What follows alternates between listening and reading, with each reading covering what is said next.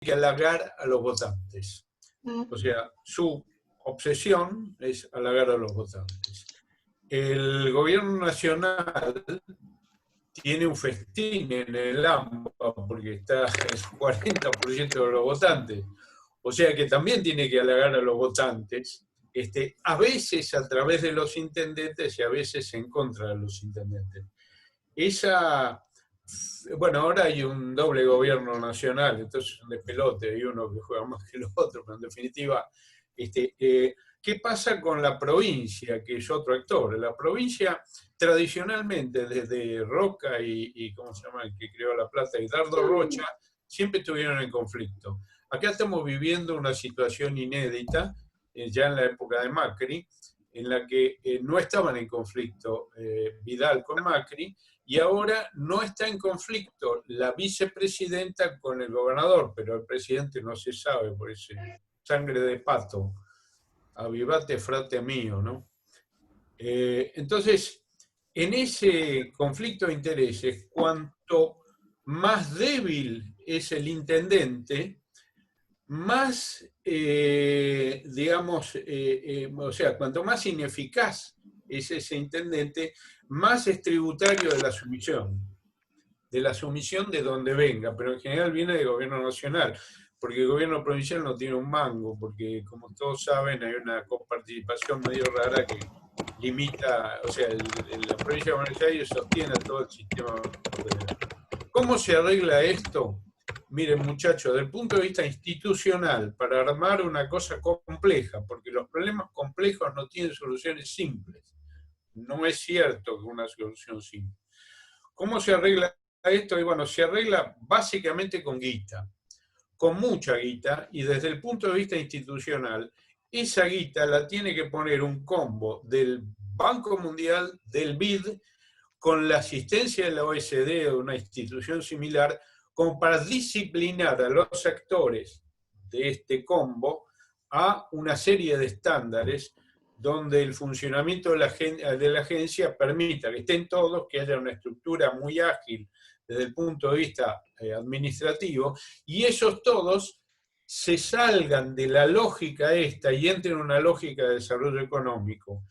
El desarrollo económico, que es la estrategia central, acá hay dos estrategias, una que tiene que ver con el desarrollo económico y otra que tiene que ver con el desarrollo social, que están obviamente interrelacionadas.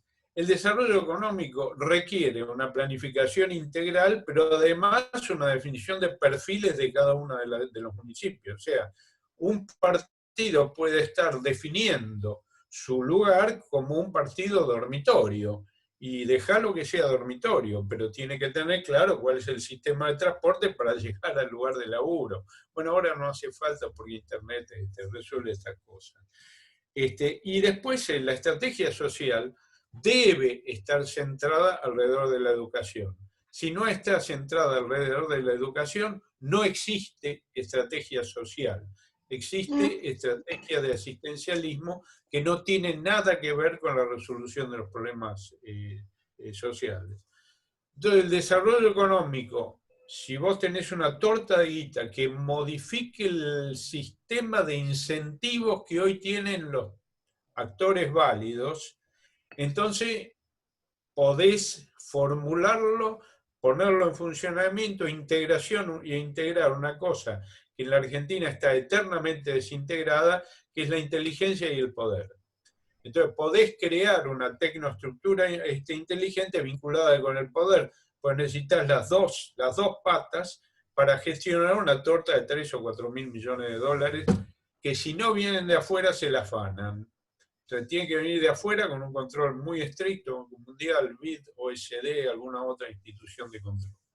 Mucha participación de las universidades en lo que hace al control de impacto, sobre todo de todo esto. Bueno, Luis, mil gracias. Sí, perfecto, perfecto. Sí, sí. Ahora les pido que vayan mandando preguntas los que quieran, así vamos dando densidad a las preguntas. Me queda la pregunta puntual para Héctor. La pregunta puntual, Héctor, es... espera que la estoy buscando. Perdón, que me corrí. que la pregunta era, cuando estuviste en la ciudad en planeamiento, propiciaste lo que se conoce como mixtura de usos, y uno de los temas que saltó ahora con la pandemia es que el área metropolitana de Buenos Aires, o la región metropolitana, tiene mucha segregación urbana. O sea, entonces la gente vive toda en Loma de Zamora, tiene que venirse para el centro. ¿Qué crees que se debería hacer desde el punto de vista de la planificación para poder romper este sistema de segregación que tiene la región? Me dejás que me olvidé de un actor chiquitito, es una sola palabra, Cava. Héctor te tiene que dejar. No, dale. Héctor, discúlpame. Héctor, una sola palabra. Muchachos, arréglense como quieran. Esa es la palabra de Cava. A ver, voy a tratar de ser diplomático. Fuiste embajador, dale. Claro, por eso. La primera observación, cuando hablamos de segregación y lo transformamos a normativa, estamos hablando de zoning. El zoning puede ser por una acción de planificación directa o intuitiva. Eso, pero existe el zoning. Para entender el zoning que está tan arraigado en nosotros y no queremos cada uno de nosotros que ocurran las cosas justo al lado de donde vivimos, hay que entender que el zoning tiene que ver con una cuestión militar, no tiene que ver con una cuestión de ciudades en periodos de paz o de ciudades con organizaciones como la de los últimos 50 años en nuestro continente. ¿De dónde viene? Viene de esa cuestión particular de salir de la Segunda Guerra Mundial y encontrarnos que para destruir un objetivo militar hubo que tener daños colaterales infinitos. Entonces, lo que se construye a partir de ese momento es, bueno, hagamos que las cosas estén separadas para mitigar el daño colateral, tanto el propio como el ajeno.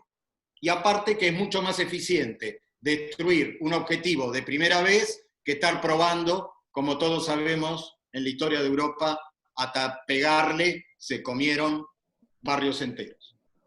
Entonces, entendiendo eso, le sacamos el mito al zoning. Yo creo que el cuadro de usos no debiera existir. Y acá me transformo en un actor liberal desde el punto de vista del planeamiento. ¿En qué sentido? Las normas propias del mercado organizan la mixtura de usos. ¿En dónde tiene que estar el Estado? ¿En dónde debiera estar el área metropolitana, la gobernanza? En administrar los sistemas del uso, no el catálogo de usos. No tiene ningún sentido prohibir actividades per se. Lo que tiene sentido es inculcarlas a que trabajen adentro de los parámetros de sustentabilidad urbana. Entonces va a haber actividades que no pueden estar localizadas en determinados lugares. Y para esto, que suena muy complicado, pero que es sencillo, yo voy a poner ejemplos, porque he escuchado que ahora está de moda poner ejemplos de plazas turísticas europeas, entonces voy a usar la misma corriente. Y por ejemplo, el Triángulo de Oro de Milán, ¿dónde está?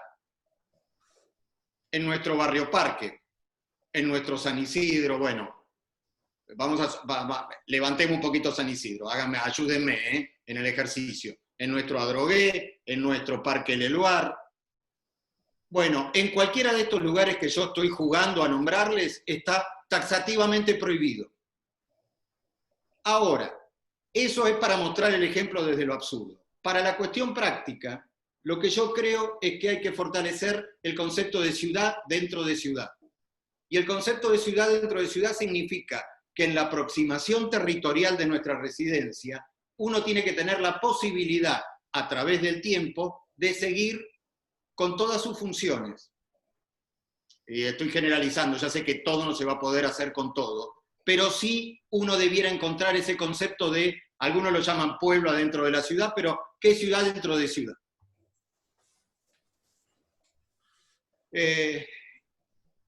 Y esto sí que es una bomba, aguántenme. Yo creo que ahora que se puso de moda el home office y están todos re-millennial, todos los que como yo arrancaron con la máquina de escribir su última monografía en la facultad y ahora son todos internautas, como mínimo, ¿no? Yo creo que hay que migrar y hay que abrir la posibilidad al home factory. En el mundo está ocurriendo un proceso de micrologística único porque es la primera vez que ocurre. Entonces, la micrologística lo que permite es que infinidad de componentes en la cadena de valor productiva no tengan que estar localizados mucho más lejos de la residencia. No piensen en cosas complejas como armar un auto, pero hay un montón de otras cosas que se pueden hacer. Y voy a poner ejemplos de cosas que están prohibidas. En la mayoría de los barrios de la ciudad autónoma, si uno quiere tener una impresora 3D en blanco, está taxativamente prohibido. Y es una tontera, porque la normativa va muy por detrás de la realidad. O sea, cuando yo digo tirar el cuadro de uso, significa que no hay ningún problema en tener un café en el medio de un R1. ¿Por qué? Porque la densidad le va a poner la escala al café. Es muy distinto que el café después se termine transformando en algo imposible de manejar. Pero ese no es el problema del cambio, de no tener restringido el uso. Es el problema de no tener autoridad estatal que haga cumplir la normativa de entrada. O sea, y acá vuelvo otra vez a la responsabilidad. Tenemos que empezar a poner la responsabilidad de nuevo en el que asume el riesgo empresario de las cosas. Y asumir el riesgo empresario es hacer empanadas o tener una inversión de varios millones de dólares. O sea, hacer empanada, quiero decir, en su casa. Es un riesgo. Ese riesgo lo tiene que tomar la gente. Lo que yo veo ahora que me preocupa mucho, y ya voy terminando, Fernando, me preocupa un montón, es que la gente está dejando de asumir riesgos y está esperando que el riesgo lo asuma el Estado o el gobierno. Y le voy a plantear en algo. Los últimos 2 grandes riesgos que tomó el Estado llevó a que todos ustedes les licúen el patrimonio. 2001 y esperen 15 días más. Y ocurre. Y lo otro que hay que hacer en el área metropolitana, de una vez por todas, empezar a escuchar a las mujeres. Esto se los digo, en mi experiencia, van a salir un montón de chistes tontos, me lo voy a aguantar, es mi experiencia de empoderar mujeres en Paraguay. O sea, ustedes no tienen idea de la fuerza que hay detrás de la mujer como jefa de emprendimiento, jefa de hogar, y estoy hablando de la mujer sencilla, no la mujer ya empoderada, la que vemos en la tele, o la militante, sino la mujer que, mientras nosotros estamos charlando, ahora está con un barbijo en una parada de colectivo porque vuelve del hospital, de trabajar. Y ahora llega y hace los deberes, prepara la comida, prepara las cosas de mañana. Hay que escuchar, porque ahí hay una fuerza económica que la Argentina no ha sabido hasta ahora, no le ha encontrado la manera de ponerla en activo. Eso sería mi cosa. Gracias, Héctor. No, dale, gracias. Voy a pasar ahora a unas preguntas específicamente a Carlos y a Fabio, sobre, en tu caso, Fabio, por el proyecto de ley, y en caso de Carlos, por la fundación, ¿cuáles son los principales obstáculos que visualizaron? Carlos, empezamos con vos, que visualizás para el desarrollo de la región metropolitana. O sea, ¿cuáles, cuando hace 20 años trabaja en la fundación, cuáles son los obstáculos que decís, che, esto cuesta romper ese obstáculo?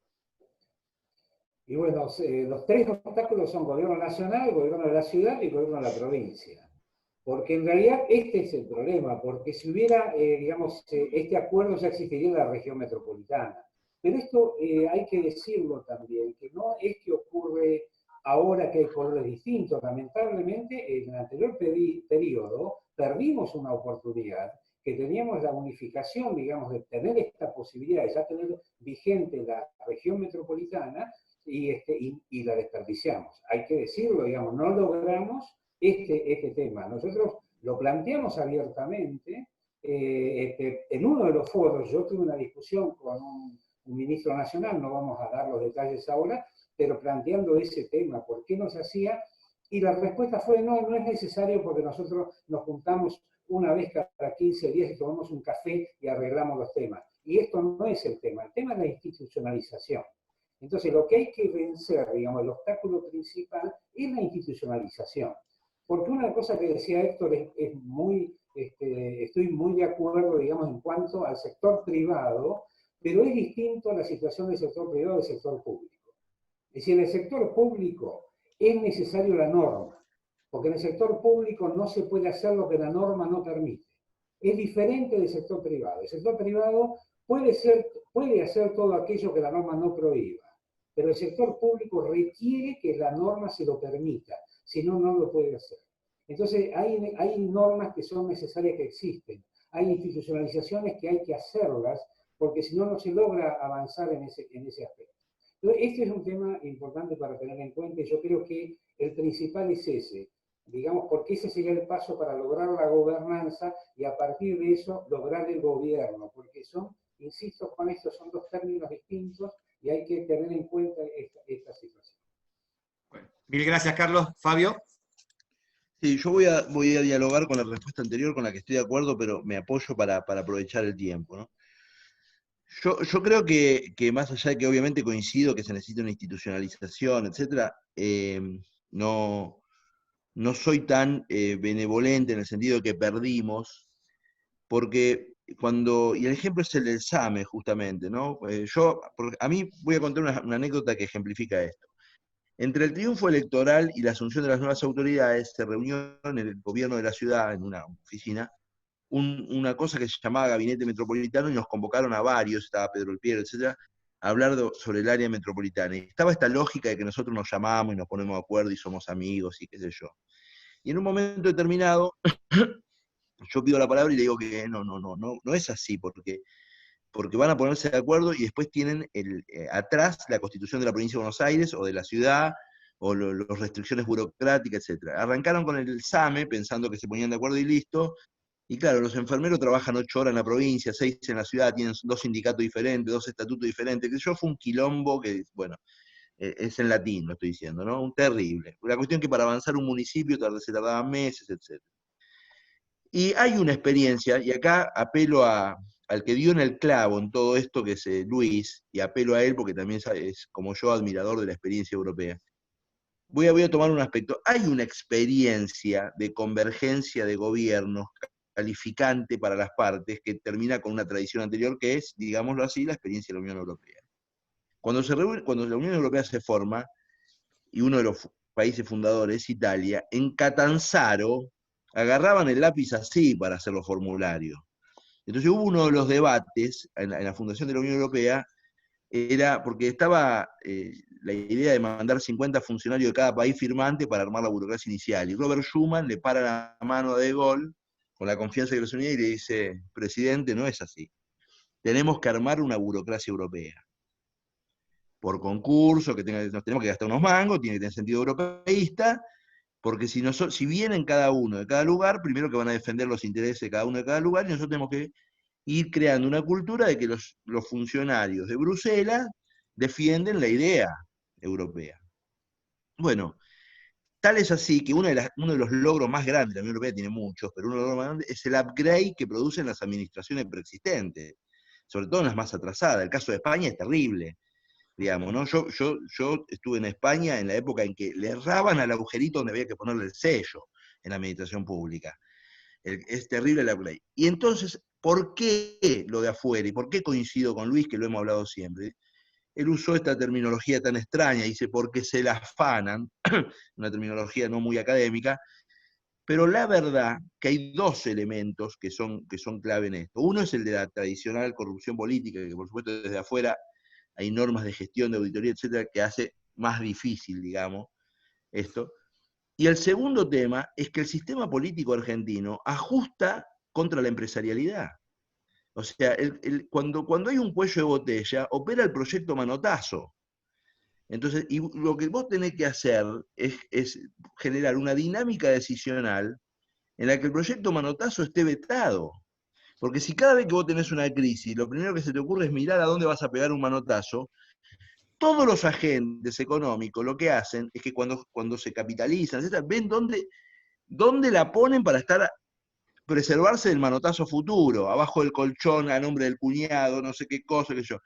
¿Y qué te queda? Una economía muy descapitalizada y que, por lo tanto, con una baja tasa de competitividad. Entonces vos tenés que hacer algo, por vía institucional que te resuelva ese problema nodular, porque entonces los resultados territoriales son la resultante de miles de personas, millones de personas, decidiendo cómo escaparse del proyecto Manotazo. El ejemplo más extremo de eso es migrar, y el ejemplo menos extremo de eso es poner las cosas a nombre del cuñado, qué sé yo, no sé. Lo que quiero decir es, se precisa, Luis lo formuló con una agencia extranjera, se precisa cambiar el sistema de incentivos, ¿no?, político, y suponer que en el tiempo, ese cambio de sistema de incentivos, en el tiempo, produce una transformación cultural. Nosotros precisamos un upgrade administrativo en el área metropolitana fenomenal, porque ustedes no se sesguen con la mirada de lo que es Cava, ¿no? O sea, nosotros tenemos nuestros Catanzaro acá a tiro de bondi, ¿eh? Bueno, mil gracias. Luis se tiene que retirar, así que te hacemos una última pregunta, Luis, agradeciéndote obviamente la participación. Si podés hablar un poco, ¿qué debería hacerse en el sistema educativo y científico, algo que has estudiado mucho, y cómo se podría potenciar el sistema científico educativo en el AMBA para su desarrollo? Yo sobre el sistema educativo prefiero no hablar porque mi mujer es experta en educación, así que si llega a enterar que yo abrí la boca sobre educación, que no soy un pepino, pero sobre el tema, primero un comentario sobre lo que dijo Héctor. Él pegó en el clavo en un tema que está en el debate en este momento en un montón de lugares, en particular en Europa, sobre una redefinición del espacio, eso que decía el pueblo dentro de la ciudad o el pueblito. Eso es una cosa que hay que estudiarla, analizarla muy bien, porque en la formulación de los proyectos de desarrollo y la vivibilidad, no sé cómo llamarla, la habitabilidad, el geógrafo debe conocer esa palabra, la felicidad de vivir cerca del laburo, irte en bicicleta. Hay una redefinición del concepto de escala y hay una redefinición de qué cosa es parte de una cadena de producción que requiere altísimas escalas y qué cosa funciona también con cadenas de valor digitales o con sistemas productivos que redefinen las características de la escala. Y eso es una cosa que va camino de cambiar la estructura de las ciudades en un sentido mucho más vivible. Yo creo que eso que decía Héctor hace un rato es un tema muy importante a la hora de, pero claro, como decía Fabio, como decía yo, o sea, si no juntás la inteligencia con el poder no sabe un pepino de estas cosas, ¿no? Y para juntar esa inteligencia necesitas esa construcción institucional que hacía referencia a Fabio, etcétera, etcétera, etcétera, ¿no? ¿Qué me decías? Sobre el tema del sistema científico. Nosotros estamos poniendo, bueno, ahora se devaluó un poco la moneda, pero mango más, mango menos, veníamos poniendo $1.000 millones por año en el CONICET.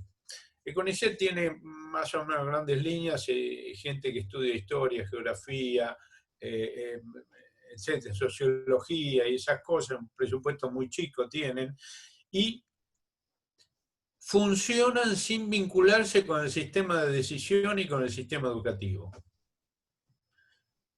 Un grupo de tipos investiga, hay 3 que lo evalúan, leen el paper, los tipos se matan por quedar publicado en una revista con referato, y ahí ascienden en la carrera, pero no se vinculan con el debate argentino. Entonces es un desperdicio de plata, pero es muy poquito. El toco es ciencias duras y particularmente el tema biomedicina y demás hierbas. Ahí es mucho peor. ¿Por qué? Porque ahí hay la misma mentalidad, pero hay muchas cosas que son oro, directamente oro. Es espectacular lo que está generando la Argentina. Entonces, ¿qué pasa?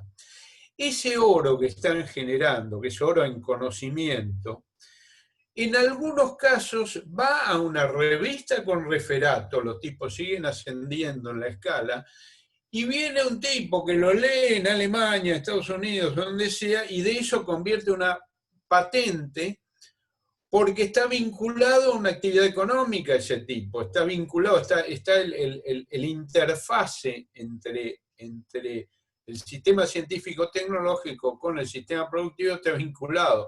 Quiere decir que es mucho peor que una fuga de cerebro, porque además de pagar el cerebro, nosotros se llevan el conocimiento.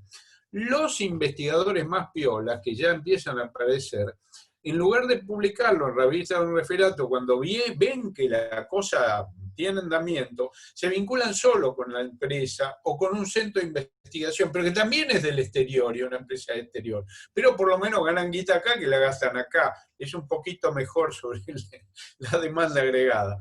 Hay soluciones a eso. Digamos, solución europea, solución norteamericana, solución israelí, es largo explicarla. Se pueden hacer un combo de todas las soluciones que hay y adaptar a lo que es la idiosincrasia argentina.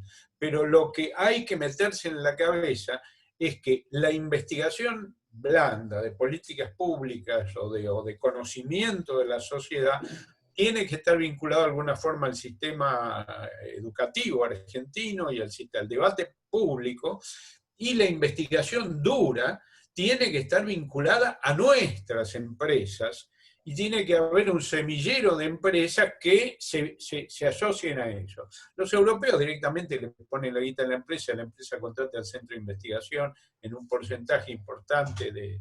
Israelíes y europeos y norteamericanos tienen procedimientos bastante más sofisticados que hay también en Europa, donde hay figuras en los centros de investigación, las universidades, que saben de ambas partes de la película, y en ese conocimiento generan interfaces muy sofisticadas para vincular estas cosas.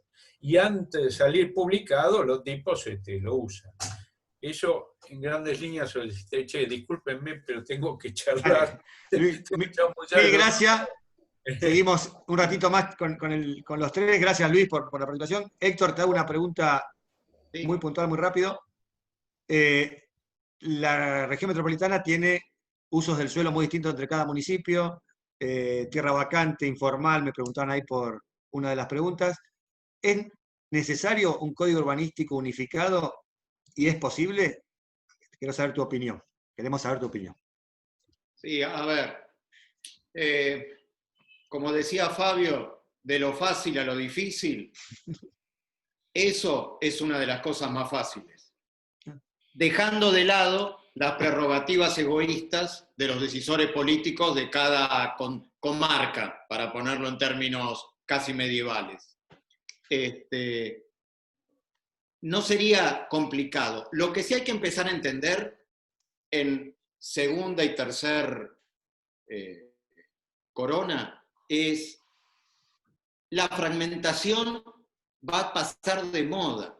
O sea, los perímetros controlados no son sustentables desde el punto de vista social, ya está más que probado, y desde el punto de vista económico es cuestión de tiempo que mediante el análisis no económico, sino psicológico, empiecen a decir, sí, la verdad que nos equivocamos, no tenemos capacidad de tener esta doble imposición. Entonces, la ciudad es una sola, por más que le pongamos alambrados, o que le pongamos lugares que se inundan. Yo creo que de Ruta 6 para adentro, para ser grosero, deberíamos tener el mismo código. A ver, un código urbanístico es pedir demasiado en una primera etapa, pero un código sobre uso de suelo en términos de valor de suelo, o sea, asociarlo a la renta, tener un catastro físico y un catastro económico asociado, y ya lo único que estoy pidiendo a esta altura de la noche y de mi vida es, que todos tengan la base del otro, no que haya uno que se la hace a todos, sino que por lo menos compartan. Bueno, esto es un desafío muy grande. Yo creo que no sería difícil, porque todas las jurisdicciones, que esa sería otra gran discusión, Fernando, las jurisdicciones son del siglo XIX, no existen más. O sea, la verdad, cada uno de nosotros con una mano en el corazón, creernos que la General Paz nos separa de algo, para lo único que sirve, básicamente, es para dos cosas. Para protegerse como delincuente, porque uno salta de jurisdicción, y para, en algunos casos, que no te atiendan algunos efectores de salud. Todo lo demás no reconoce jurisdicción, para nada. Entonces, no es tan difícil empezar a encontrar puntos de contacto.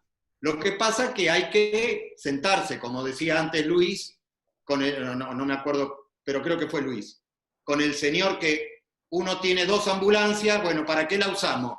¿Para delivery o para accidente de trauma? Entonces, cuando hay un tercero que anda pidiendo ambulancias, ya todo se empieza a complejizar un poquito más. Es como una ecuación con 2 incógnitas, como la del clima. Y le vamos a hacer, con suerte le embocamos un poquito. Pero básicamente es eso. Poder se puede, hay que tener las ganas. Bueno, nosotros por una cuestión siempre hacemos 2 Zoom, no nos pasamos un tercero para no hacerlo muy choclo. Le pedimos para el cierre 2 minutos libres cada uno. Carlos, arrancás vos 2 minutitos de cierre, lo que quieras decir. Yo creo digamos, importante remarcar la oportunidad que estamos teniendo. Siempre se habla de crisis y oportunidad. Yo creo que la oportunidad que nos está dando esta pandemia es que tenemos un momento para pararnos y pensar cómo va a ser el futuro. Es decir, todo eso que nos costaba, digamos, desestructurar, la pandemia lo desestructuró. Por lo tanto, nos permite, en cierto modo, barajar y dar de nuevo. Si, por ejemplo, lo que se hablaba hace un rato, bueno, ciudad pico, una ciudad dentro de la otra, en París hablan de la ciudad de los 15 minutos, ¿no? Es decir, ese tipo de, o la ciudad de cuarto de hora, que le llaman otros, exactamente lo mismo. Bueno, ver cómo se puede implementar ese tipo de medidas, ver realmente, porque hay que hacerlo ahora, no hay que esperar que pase la pandemia para empezar a sentarse a pensar. La idea es empezar a implementar ahora. Entonces, bueno, tenemos la posibilidad, digamos, la gran cantidad de empleados públicos que hay en el AMBA, tienen la posibilidad real de trabajar a 15 minutos de su lugar de trabajo. Es decir, ¿cómo vamos a manejar el tema del transporte público? Digamos, vamos a aprovechar este momento que lo hemos parado y demás, para que no sea solamente en la forma, digamos, que tiene actualmente, que todo se centraliza en venir el transporte público al microcentro. Vamos a tratar de buscar un transporte público transversal a lo largo de toda el AMBA. ¿De qué manera vamos a manejar este tipo de cuestiones? Yo creo que el tema de los residuos que recién planteaba Fabio, es un tema que, si bien hay acuerdos y demás, siempre estos acuerdos traen problemas, hay discusiones, y tengamos en cuenta, por ejemplo, en la ciudad de Buenos Aires estamos consumiendo 2,5 kilos, estamos, digamos, produciendo 2,5 kilos de residuos per cápita en el AMBA, mientras que en el resto del país es 1,5 kilos. Tenemos que reformular eso y ver de qué manera aprovechamos este potencial para convertirlo en energía, para reciclarlo, digamos, de qué manera trabajar esto seriamente. Lo estamos haciendo parcialmente y lo estamos trabajando de forma, digamos, de parches. Este es un momento para poder sentarse y decir, bueno, estamos todos juntos en la mesa, no hablemos solamente de la parte infectológica, planteemos otros temas. Yo creo que es la oportunidad para también sentarse a hablar otros temas en los 3 ámbitos principales que integran el ámbito. Mil gracias, Carlos. Gracias a la Fundación Metropolitana por participar. Héctor, 1 minuto y medio para... Perdóname, una sola cosa. No, sí. Y también que los 3 gobiernos convoquen a la sociedad civil y consulten a ver en qué andan, qué están pensando y qué pueden aportar. Esto también es importante. Mil gracias. Héctor, 1 minuto y medio. Héctor, de cierre, ¿qué quieras decir? Dale. Y nada, en 1 minuto bueno, y medio. Gracias. No, a ver. Yo creo que es el momento de, ya que somos planificadores o que pensamos en el mediano plazo, hay que romper 2 matrices en el AMBA, la matriz educativa y la matriz de salud.